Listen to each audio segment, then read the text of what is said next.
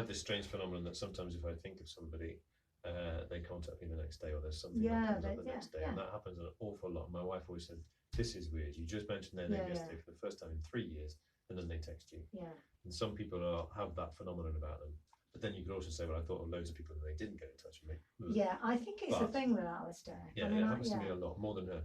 And I think, I mean, I've got lots of friends, particularly in Swansea, which is one of the reasons why I came back here, because it's to do with astrocartography, which is another conversation. But I've got lots of coincidences, and I've even done a show about coincidences, which which again, Dr. Penny Sartori. You haven't, have you? Funny enough, I've done one of them as well. But we are all transmitters of energy, and you see this. And that book that I actually don't know, The Holographic Universe, talks of these. It's like spooky action at a distance. We pick up on the frequency of someone, and they could be thinking about you. And then you go, I was only thinking about you, something. Yeah, so there's a lot it's of... happened at least 4 times this week to me, and I think that's a lot. Okay, I'm going to zoom back down. Oh. So let's go with a scenario we all choose to come back to Earth or this reality or this life. And live this life. We choose to come back, and you're this time round Alistair McGowan, and I'm the Jeaniverse. Why do you think you came back?